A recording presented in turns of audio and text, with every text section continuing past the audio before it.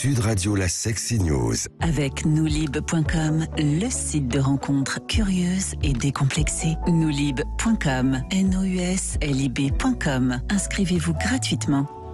Eh bien, Christophe Médici, nous retrouvons notre journaliste Soisic Belin qui veut nous parler des papas solos. Et oui, je vais vous parler des parents isolés, mais quelle affreuse formulation pour désigner ceux qui élèvent seuls leurs enfants. Alors, ils ne sont pas si isolés que ça, puisque voici les chiffres sont en hausse depuis 2011, selon l'INSEE. En 2020, sur 8 millions de familles composées d'au moins un enfant mineur, 66% sont des familles dites traditionnelles et 25% sont des familles dites monoparentales. Ça correspond à 2 millions. Moi, ça me rassure plutôt, je croyais qu'il y en avait plus.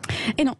D'accord. C'est déjà beaucoup, non, mais bien sûr, mais je croyais qu'il y en avait plus. 9% sont des familles recomposées, pour le coup. Donc, voilà, bien sûr, mais enfin, notre catégorie. La majorité sont quand même des familles avec un père et une mère. C'est plutôt bon signe quand même. Parce que c'est quand même mieux, quoi qu'on en dise.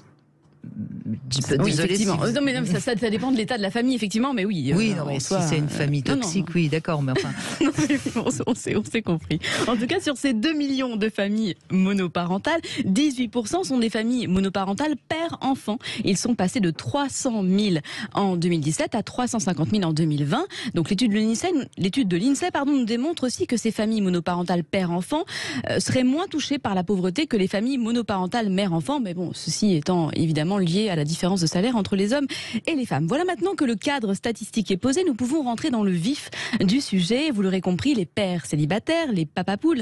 Alors oui, c'est un peu réducteur, mais c'est voulu, Brigitte. Tous les papas solos ne sont pas des papas poules, mais cela me permettait de vous rappeler cette série des années 80. Voilà, on peut parler de cette série un peu avant-gardiste, Papa Poule, puisque nous sommes en 1980-82 et sur 12 épisodes, Roger Kahn, le créateur, nous fait vivre les aventures d'un père célibataire, dessinateur dans la publicité, Bernard Chalette, joué par Sadi Rebaud, qui élève seul ses 4 enfants. Un papa couteau suisse, multitâche. Ce papa sexy, bah oui, sérieusement. Y a pas plus craquant qu'un père célibataire, non. Rien que d'imaginer un homme porteur de cette charge mentale. Oui, c'est un mot fourre-tout, il fallait que je le mette dans la chronique. Donc il est là. Donc rien que le fait d'imaginer celui que la société nous dépeint comme un monstre d'égocentrisme, l'homme, prendre soin d'une autre personne, le chérir, l'aimer, le faire passer avant toute chose, eh bien là, on craque. Et cette figure du daron célibataire, on a tendance à la voir comme une exception. Et pourtant, on le voyait bien plus tôt dans ma chronique, ils sont de plus en plus nombreux. Alors j'ai interrogé un des leurs, Sacha, il élève seul sa fille en garde partagée avec son ex-femme et ce rôle lui va comme un gant, peut-être parce que finalement cette sacro-sainte fibre maternelle peut également se conjuguer au féminin. Je lui ai demandé s'il s'était... Au masculin, vous voulez dire au masculin, oui, tout à fait. Vous voyez que je vous suis quand même. Vous me suivez, mais moi je me suis pas en fait, c'est ça le problème. Je lui ai donc demandé s'il s'était déjà senti scruté dans l'éducation qu'il donne à son enfant. Certainement oui, mais sans vraiment y accorder une grande importance. Je pense que l'éducation est un élan, qu'on n'a pas vraiment la recette, qu'on ne sait pas vraiment comment ça se passe, et que de toute manière il se passera quelque chose d'autre que ce que l'on attend. Donc, scruter, non, pas vraiment. Alors, je lui ai demandé s'il y avait une singularité à être père célibataire dans l'éducation. Pas vraiment une singularité, mais plutôt une normalité. Du moins pour les pères qui font le choix de poursuivre l'éducation de leurs enfants et de s'investir au quotidien. C'est un vrai boulot, et comme dans l'art du jonglage, il y a toujours une balle en suspens. Là, c'est un peu pareil. La vie pro laisse la place à la vie de famille et les tâches ménagères s'amoncellent. Il faut aller d'une vie à l'autre. C'est une question de rythme. C'est définitivement un choix de vie où il faut savoir a priori, je dis bien a priori, remiser une carrière. Alors, peut-être la singularité est-elle d'assumer ce rôle de père célibataire et d'y prendre goût. Y prendre goût, mettre en place de nouvelles priorités quand aujourd'hui on écoute encore avec beaucoup de mal certaines femmes avouer qu'elles regrettent d'être mères et d'autres assumer difficilement le choix de ne pas en avoir. Il faut aussi, à mon sens, laisser la place à cette éducation paternelle. Alors, si la société évolue doucement, il y a des instances qui sont plus lentes à ce sujet. Je pense évidemment aux juges des affaires familiales, aux juges pour enfants, qui donnent souvent la priorité aux femmes. Et c'est en tout cas les propos rapportés par différents pères célibataires. La justice est par défaut avec la mère. J'ai posé la question question au juge Édouard Durand, qui publie ce mois-ci aux éditions du Seuil un livre de discussion Défendre les enfants. Il travaille et nous parle de la question des violences faites aux tout petits. Ce livre est passionnant dans ce qu'il donne à voir de la justice au sujet des questions d'inceste, par exemple, mais c'est un autre sujet. Et je lui ai demandé donc comment on pouvait juger de la défaillance d'un parent plutôt que d'un autre, et dans des situations de séparation classiques, évidemment, sans violence, et pourquoi le père est souvent considéré comme à l'épreuve. Vous allez voir que pour lui, il n'en est rien. Considérer que les pères sont à l'épreuve dans les décisions judiciaires au moment de la séparation des couples et du divorce est très abusif. En réalité, les choses ne se passent pas comme ça. Le principe du droit civil, c'est le maintien de la coparentalité quand les parents se séparent. Certainement, c'est un très bon principe, à une condition qui est fondamentale pour moi, c'est qu'on reconnaisse des exceptions à ce principe. Il y a des moments où la coparentalité n'est pas possible. Et c'est notamment le cas quand il y a de la violence conjugale. Vous l'aurez compris, il a un chevillé au corps, cette lutte contre les violences faites aux femmes et par répercussion aux enfants. Et il souhaite remettre du bonheur et de la sécurité dans ces lieux d'intime que sont les foyers. Justement, garantir le bonheur du foyer, ces pères célibataires s'y attellent. Et en tant que parents solo, il y a des plateformes utiles, et ce, autant pour les hommes, les pères célibataires, que pour les femmes célibataires. Ce site s'appelle Parents Solo. Il est là pour apporter des réponses à tout un tas de questions, juridiques notamment. Et finalement, ce que je souhaite, c'est que cette chronique soit caduque dans quelques années. Caduque puisque l'on aura dépassé cette question de l'éducation, des soins apportés par les pères, cette garde de l'enfant par le père, qu'elle découle d'un divorce, d'un deuil ou quoi que ce soit d'autre.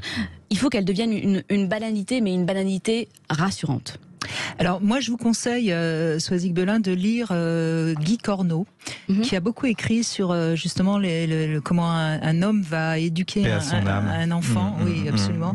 Et moi je crois encore une fois que bien sûr qu'il y a des différences, bien sûr que en règle générale, encore une fois, il y a toujours des exceptions dans les différences. Un homme ne va pas éduquer un enfant de la même manière qu'une mère. Il va peut-être y mettre moins d'attention continuelle, mais il va plus intégrer l'enfant à ce qu'il fait. Et c'est ce qu'explique bien Guy Corneau. Et c'est formidable aussi. Donc je crois que, encore une fois, il y a des mauvais pères et des mauvaises mères. Il y a des bons pères et des bonnes mères.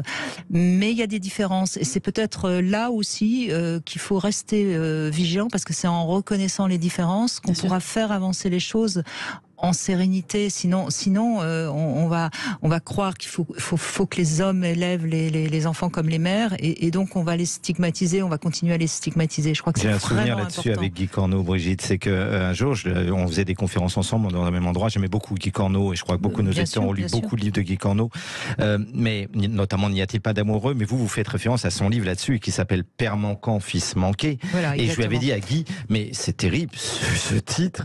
Il m'avait dit, mais c'est absolument pas le titre que j'avais choisi, mais mon éditeur a voulu ce titre-là parce que c'est plus marketing, parce que Père manquant, fils manqué, c'est horrible. Vous voulez l'appeler Père manquant, fils en manque.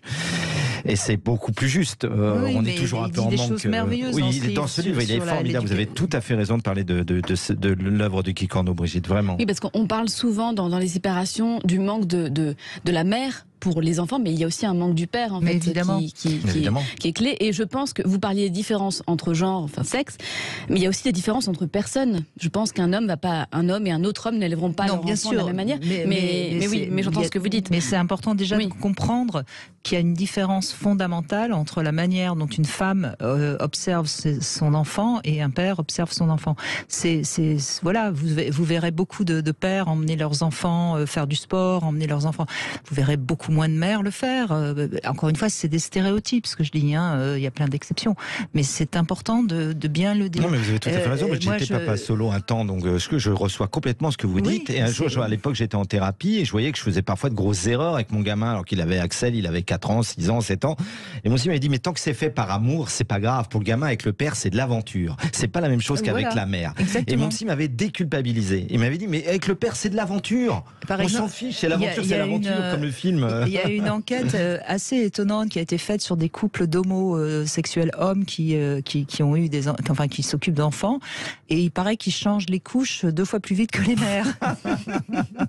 Mais qu'importe, du moment que c'est changé régulièrement. Enfin, vous voyez, c'est plein de choses comme ça, et c'est vraiment intéressant. Mais voilà, après, à partir du moment où on a envie de faire bien, on est un bon parent. Oui, et puis à partir du moment où on aime son enfant, je pense que c'est quand même, l'essentiel. C'est un peu cucu, la praline, mais c'est quand même finalement l'essentiel de savoir qu'on veut faire bien.